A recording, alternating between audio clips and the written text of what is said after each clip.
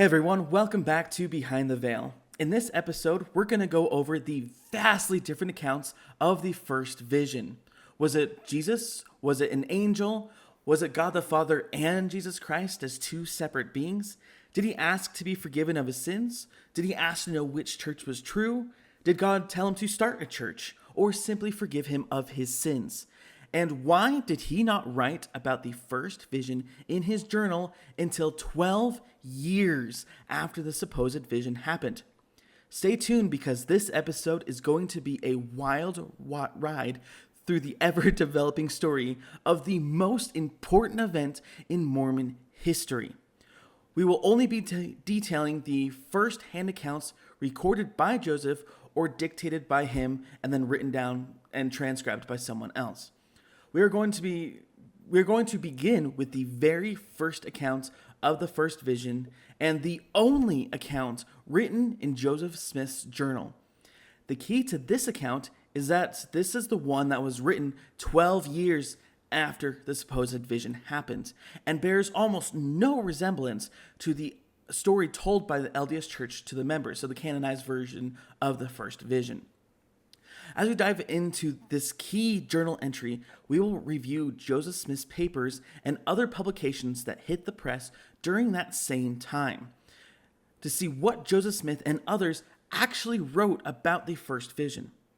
Finally, we are going to dive into the inconsistencies between the different accounts to illustrate how this supposed event was poorly documented and changed drastically over time to fit Joseph Smith's evolving religious narrative and was carefully drafted by Sidney Rigdon, Joseph Smith, and others.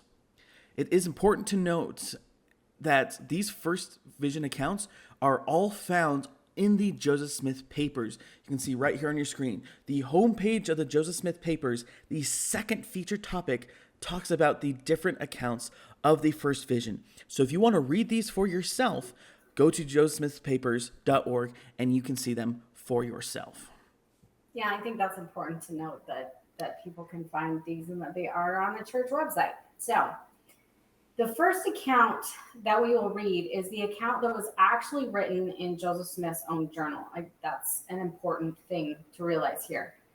We are not going to read the entire account for the sake of time, but we are going to highlight any detail that might be relevant or similar to the LDS Church's official vision or version so that we can compare them. I want to start with a quote that was in the beginning before this supposed vision occurs, because this becomes important to the official church version that we're going to read later on. And it says, quote, "Thus from the age of 12 years to 15, I pondered many things in my heart concerning the situation of the world and mankind, the contentions and divisions, the wickedness and abominations, and the darkness which pervaded the minds of mankind.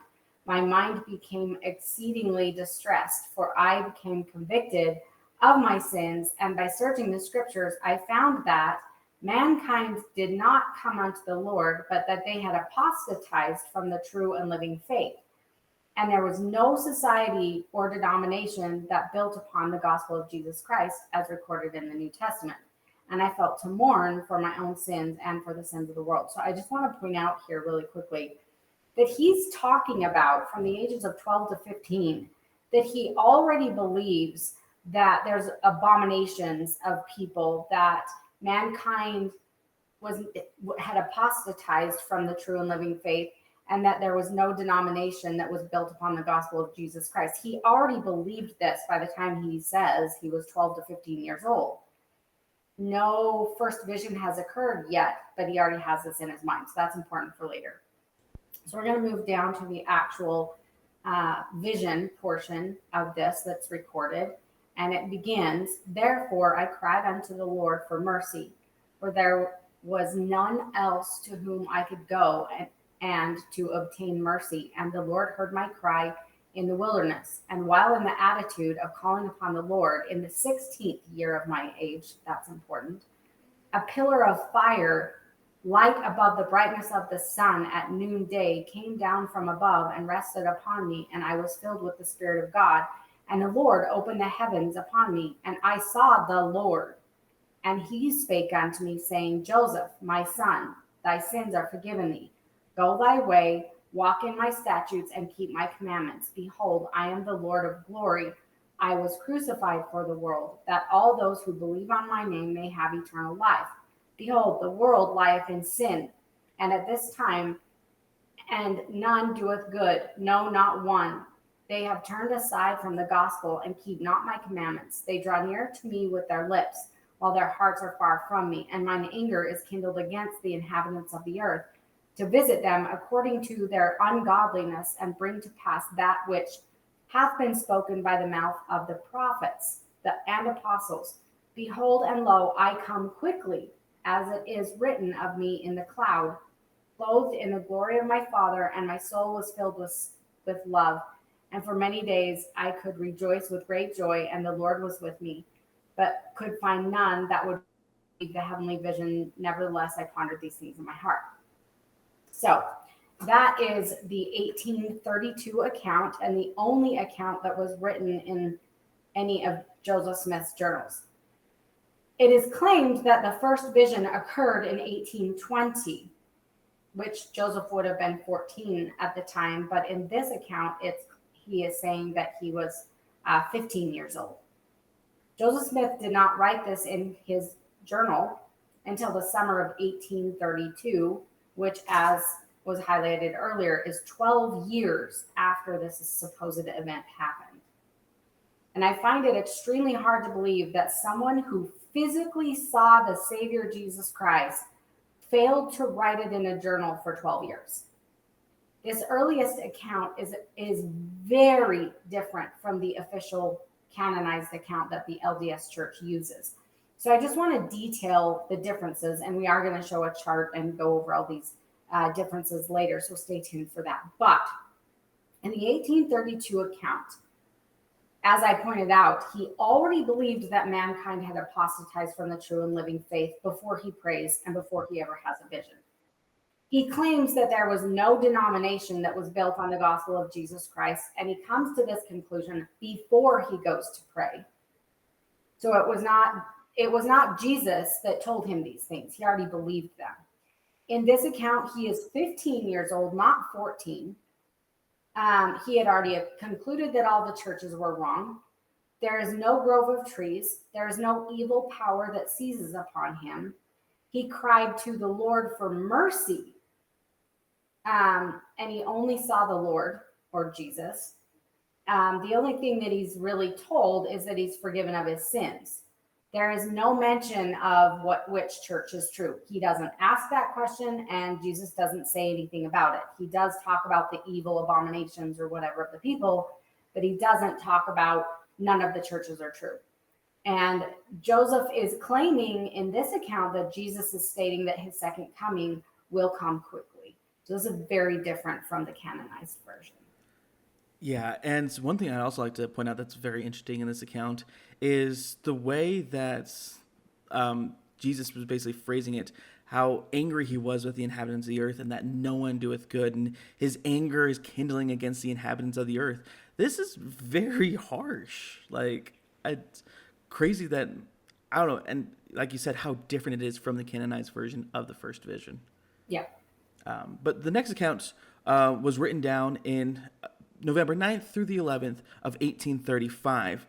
Joseph Smith was describing his first vision experience to an unnamed person who was visiting his home. This account was then written in Joseph's journal by his scribe, Warren Parrish. I commenced giving him a relation of the circumstances connecting with the coming forth of the Book of Mormon as follows: being wrought up in my mind, respecting the subject of religion, and looking upon at the different systems, and taught the children of men, I knew not who was right or who was wrong, and considering it of the first importance that I should be right in matters that involved eternal consequences, being thus perplexed in mind, I retired to the silent grove and bowed down before the Lord, under a realizing sense that he had said, if the Bible be true, ask and you shall receive. Knock and it shall be opened. Seek and you shall find. And again, if any man lack wisdom, let him ask of God, who giveth to all men liberally and unabradeth not, and abradeth, oh my gosh, I can't words right now, and upbraideth not. Information was what I most desired at this time, and was with a fixed determination I to obtain it. I called upon the Lord for the first time in the place above stated, or in other words, I made a fruitless attempt to pray. My tongue seemed to be swollen in my mouth, so that I could not utter. I heard a noise behind me, like some person walking towards me. I strove again to pray, but could not. The noise of walking seemed to draw nearer. I sprung up on my feet and looked around, but saw no person or thing that was calculated to produce the noise of walking. I kneeled again, but my mouth was opened and my tongue liberated, and I called on the Lord in mighty prayer. A pillar of fire appeared above my head. It presently rested down upon my head and filled me with joy unspeakable. A personage appeared in the midst of this pillar of flame, which was separated all around, or spread all around, and yet nothing consumed. Another personages soon appeared like unto the first. He said unto me, Thy sins are forgiven thee.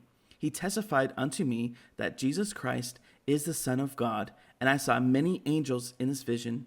I was about 14 years old. So this is also very different from the other accounts. I guess this one he does claim to be about 14 years old, and he does not know which religion is right. He went to the Silent Grove, which I guess is meaning the secret grove or sacred grove, and we do have that James 1:5 scripture in here. His tongue is swollen, and he heard a noise. Then he saw a personage. His sins are forgiven him, and the personage testified that Jesus is the Son of God, and he is about 14 years old. He is not told that none of the churches are true. There was no evil force that seized upon him. He saw one personage who was not identified and says nothing about which church is true. And also he said that he saw many, many angels in this vision, a whole host of angels, which is, again, very different from the official canonized account. Yeah, this one's it is very interesting. We also don't even know what he said. He calls out in prayer, but it doesn't say what he asked or what he said. So we don't really know there. This last version that we're going to be dealing with is the official version of the first vision. And this one is really interesting because it's different than the other two in regard to the fact that it was not simply Joseph Smith writing in a journal or Joseph Smith just dictating, like telling the story while someone's writing it down. This one has different drafts. It's one that is actually very carefully crafted. And we're going to go through this and show how this was actually crafted rather than just something that was written. So it was recorded in 1838 and was penned by scribes. And I'm going to quote directly from the Joseph Smith papers what is said about this official account. And it says, quote, serving as principal sources for this version of the history were the manuscript that Joseph Smith, Sidney Rigdon, and George W. Robinson had created in Missouri in 1838 and draft one. So we're talking about them creating draft one. Textual evidence that the non-extant 1838 material was used when composing draft two. So usually if you're just telling a story that's true, you don't make different drafts of it. The story is what the story is. It doesn't need to be changed. So I find this really interesting. So composing draft two is found in the second paragraph of the latter, which situates in the composition in the 8th year since the 1830 organization of said church. And a later passage that gives the date of composition as the 2nd day of May, 1838. Starting at May 15th, 1829, the remainder of the text in Mulholland's handwriting is a copy of draft one. Mulholland was one of the scribes. Although the first 7 pages of draft one match draft two quite closely, The two versions are markedly less similar after that point. This contrast may indicate that an intermediate draft of the history was made beginning at about page 7 of draft 1, and that Mulholland copied the text from this intermediate draft and not directly from draft 1. So this is what it says, and I know this is kind of boring and it's composed in a confusing way, and in my opinion, it probably is meant to be that way, because what they're saying is there's a draft 1 and there's a draft 2, and they start out fairly close in what they say, and then they get very different as it goes on. And they're saying there may have even been a draft in between those two. So they are crafting this version of the first vision. This is not just, oh, we wrote down what Joseph said. They're crafting this over a period of time. There are several sources for this written account. So we have Sidney Rigdon, Joseph Smith, George W. Robinson, Mulholland also was a scribe here. All of these men were creating the second draft of the first vision based on the first draft they created in Missouri in 1838. The official version of the first vision was continually updated and changed. And that's what this is telling us. The official version of the first vision is not a journal entry of what happened. It is a carefully crafted story created by 3 men 8 years after the founding of the LDS Church. Now, it's also important to point out that this is 18 years after this supposed event happened. And the story that they've created in 1838 is absolutely nothing like the original version written in his journal in 1832, which is further evidence that this is a carefully crafted story and not an account of actual events. So let's get into this account. It's dated as May 2nd, 1838. And he says, after I had retired into the place where I had previously designed to go, having looked around me and finding myself alone, I kneeled down and began to offer up the desires of my heart to God. I had scarcely done so when immediately I was seized upon by some power which entirely overcame me and had such astonishing influence over me as to bind my tongue so that I could not speak. Thick darkness gathered around me, and it seemed to me for a time as if I were doomed to sudden destruction. But exerting all my powers to call upon God to deliver me out of the power of this enemy which had seized upon me, and at the very moment when I was ready to sink into despair and abandon myself to destruction, not to an imaginary ruin, but to the power of some actual being from the unseen world who had such a marvelous power as I had never before felt in any being. Just at this moment of great alarm, I saw a pillar of light exactly over my head above the brightness of the sun, which descended gracefully, gradually, until it fell upon me. It no sooner appeared than I found myself delivered from the enemy which held me bound. When the light rested upon me, I saw 2 personages, whose brightness and glory defy all description, standing above me in the air. One of them spake unto me, calling me by name, and said, pointing to the other, This is my beloved Son, hear him. And I want to point out that this statement is said many times throughout the New Testament. So, my object in going to inquire of the Lord was to know which of all the sects was right, that I might know which to join. No sooner, therefore, did I get possession of myself so as to be able to speak, than I asked the personages who stood above me in the light, which of all the sects was right. For at this time it had never entered into my heart that all were wrong. That's not true. 1832 account. And which I should join. I was answered that I must join none of them, for they were all wrong. And the personage who addressed me said that all their creeds were an abomination in his sight, and those professors were all corrupt, that they draw near to me with their lips, but their hearts are far from me. They teach for doctrines the commandments of men, having a form of godliness, but they deny the power thereof. He again forbade me to join any of them, and many other things did he say unto me, which I cannot write at this time. When I came to myself again, I found myself lying on my back looking up into heaven. So, very dramatic account, but as you see, he already, in the 1832 account, he already believes that the churches are not, they've wandered away from the true and living gospel, they're apostatized, all that kind of stuff before he prays. And in this one, he says he didn't know that they were all wrong. So they're already conflicting with each other. So in 1838, we do have a grove of trees. In this one, evil seizes upon him, but it's not that his tongue is swollen or anything like that. Like his tongue is bound. This is very dramatic. And to me, it seems like we've taken this 1835 situation of his tongue being swollen and, this little, and we've dramatized it to a point where it is very entertaining and invokes a lot of emotion.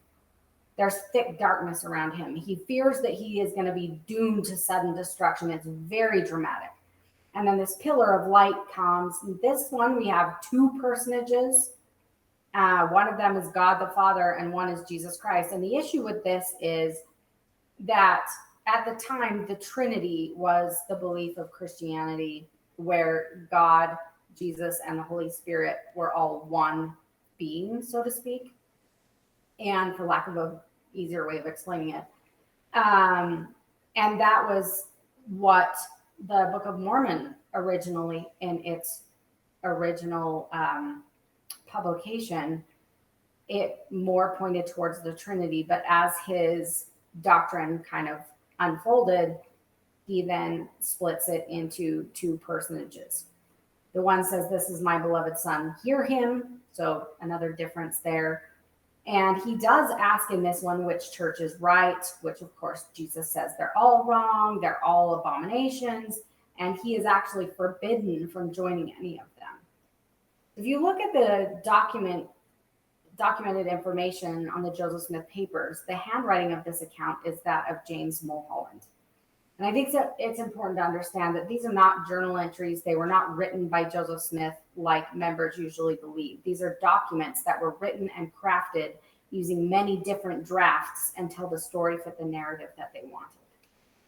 Yeah, and one interesting thing is that the LDS historian James B. Allen frankly admitted that the story of the first vision was not given general circulation in the 1830s. Dr. Allen also admitted that none of the available contemporary writings about Joseph Smith in the 1830s, none of the publications of the church in that decade, mentions the story of the first vision. Dr. Allen went on to state that in the 1830s, the general membership of the church knew little, if anything, about it. In the case of the torn pages out of the Joseph Smith journal, I don't know if you guys have heard this, but supposedly that the 1832 account found in Joseph Smith's journal, as you guys know, starkly contrasts the official version of the first vision taught and promoted by the LDS Church. And there is strong evidence that Joseph Fielding Smith removed the 3 pages from the journal detailing the 1832 account. There is a document written by Stan Larson called Another Look at the First Vision. The document meticulously details the 1832 account of the first vision along with the source notes. The source notes in Joseph Smith's papers state, however, this 6-page history was at some points excised from the letter book. Fortuitously, one can actually date the time period when these leaves were removed, because the tearing of the last of the 3 leaves was done with such little care that a small triangular fragment containing 4 words of text was initially left in the gutter of the textbook and then removed and taped back onto the last leaf. So here you can see this is a picture of the last page, that 3rd page, and you can see it was taped on. You can see those 4 words that were left in that little triangle there at the bottom. So clearly this was torn out and taped back in. Larson notes, however, what is completely omitted from both the source notes and the historical introduction is any discussion as to why the 3 leaves were cut out and who it was that cut this history out of the letter book. And as we continue through this document, it says sometime during the 1940s or early 50s, Joseph Fielding Smith showed Levi Edgar Young, who was the senior president of the First Council of the 70, this 1832 account of the first vision. Lamar Peterson, an organist and music teacher by profession, but an amateur Mormon historian by avocation, had a meeting with Young on February 3rd, 1953, and took the following notes. His curiosity was excited when reading in Robert Stock history reference to documents from which these writings were compiled, as to see them, told to get higher permission, obtain that permission, examine documents written, he thought about 1837 or 1838, was told not to copy or tell what they contained, said it was a strange account of the first vision, and was put back in vaults, remains unused, unknown. These notes detail very clearly that this 1832 account was tightly guarded, even though he was given permission to examine it. He was told not to copy it or to tell anyone what these documents contained.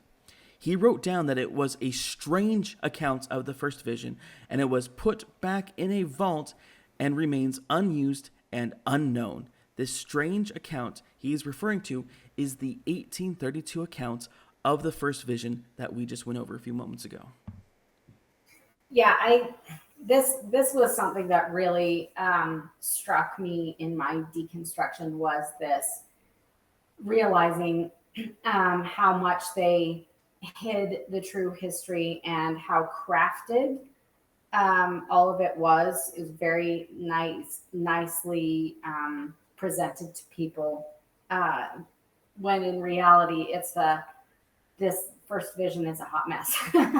And these are not the only accounts. These are just the firsthand accounts, either written or dictated by Joseph Smith. There's a lot of other stories and a lot of other information about the first vision, and we can go over that at a later time. But Lamar Peterson later recounted, he told us of a strange account, which was Young's own term, of the first vision, which he thought was written in Joseph's own hand and which had been concealed for 120 years in a locked vault. He declined to tell us details, but stated that it did not agree entirely with the official version. Jesus was the center of the vision, but God is not mentioned. I respected Young's wish that the information be withheld until after his death. After Levi Young's death in December 1963, Peterson mentioned the account to Gerald and Sandra Tanner. They wrote to Joseph Fielding Smith asking to see the strange account, but he refused to let them see it. About that time, the 3 excised pieces were returned to the journal, and an LDS graduate student, Paul R. Cheeseman, was granted access to the journal and made a transcript of the account. This transcript was then published by the Tanners in 1964 and then by Cheeseman in 1965. As we piece together the details, we can with certainty conclude that the 1832 First Vision account was kept in a safe for many years, safe or vault, to be kept hidden away from the general membership of the church. LDS Church leaders knew what was contained in these documents, at least as early as 1953 and possibly much earlier. At probably 1935, which is about the earliest account that could have been excised from the journal. LDS leaders forbid people from copying the account or even talking about it. Although they did grant access to at least one LDS historian privately to see it, everyone that they allowed to see it was forbidden from copying or speaking about it. LDS leaders suppressed this account from at least 1953 until 1964. They clearly took deliberate steps to conceal it from being leaked to the public and to the general membership of the church.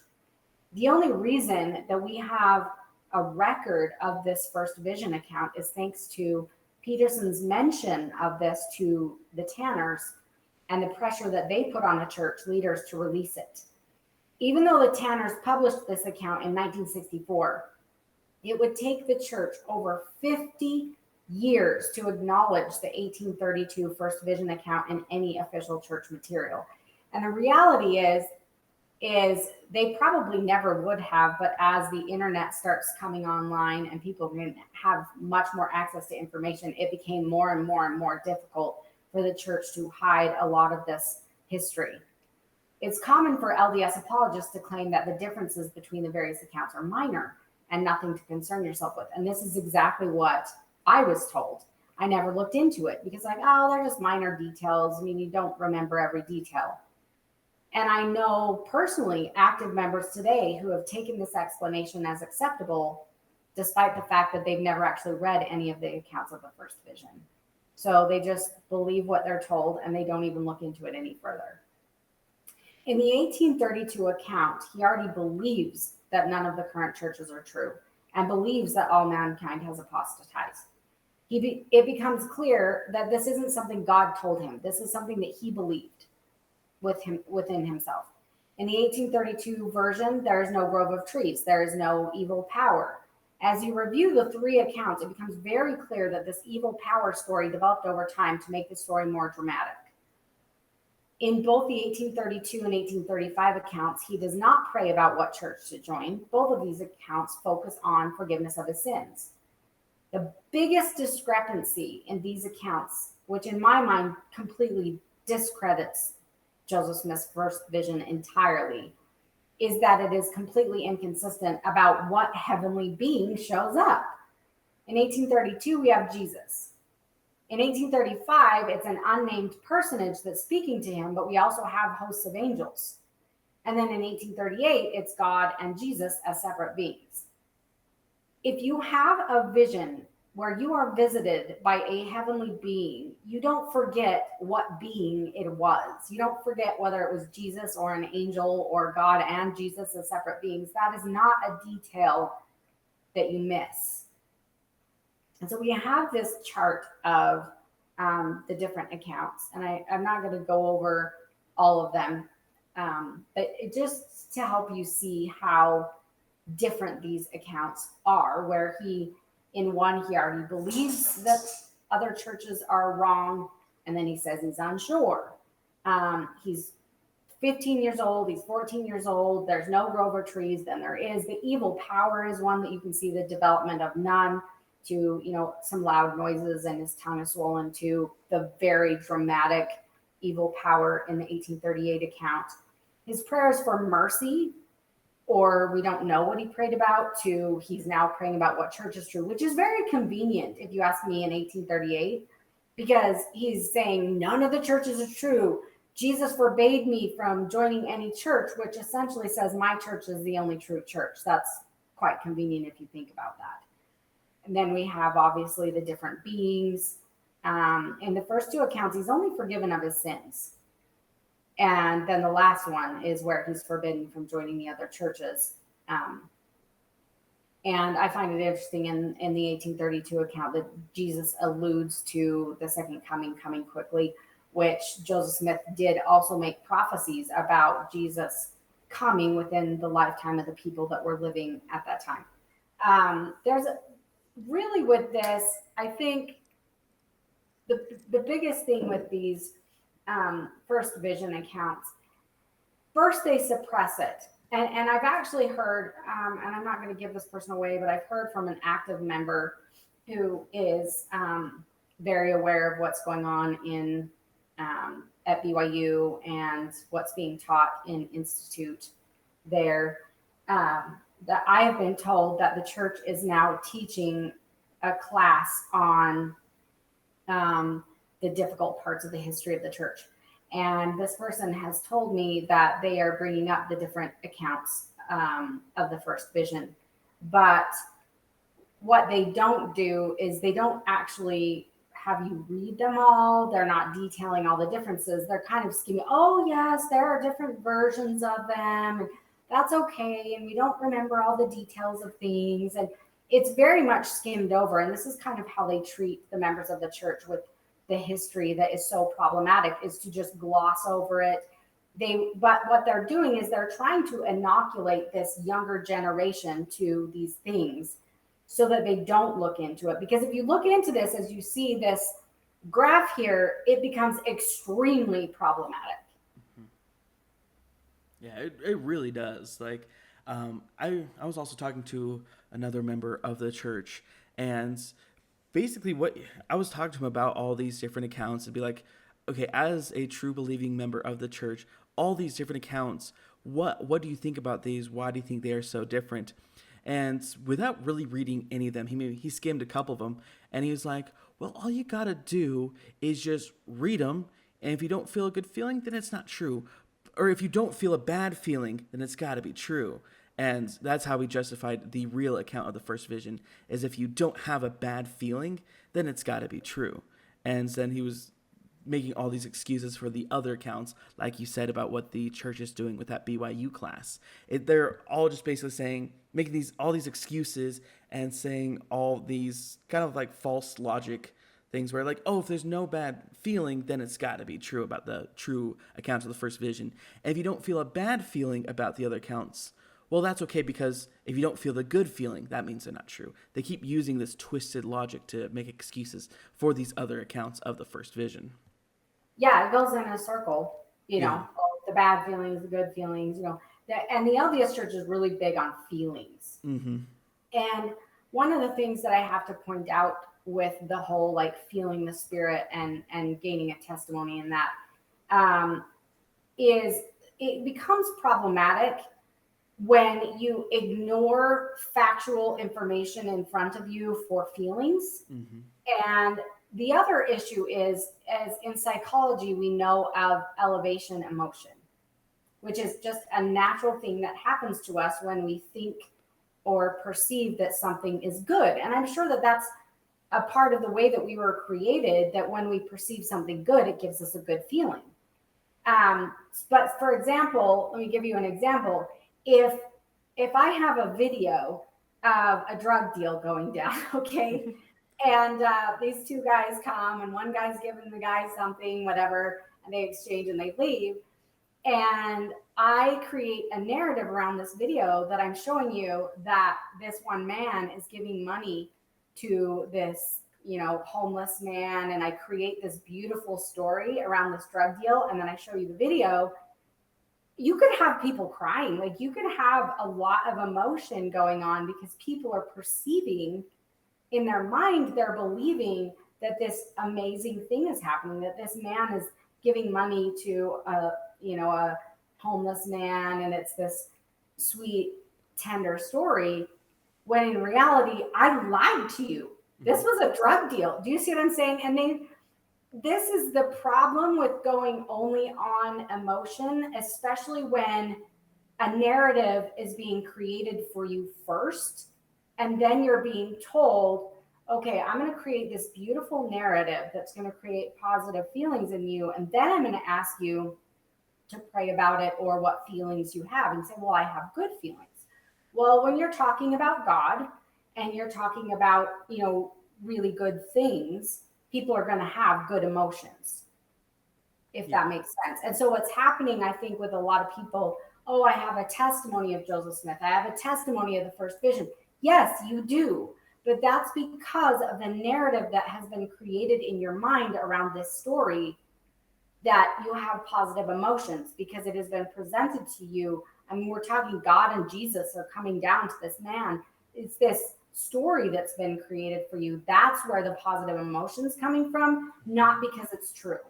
Yeah, it's so true. The amount of like mental gymnastics that these members are trying to do is ridiculous. And as we continue through these videos, you'll be able to see how the church tries to twist these stories.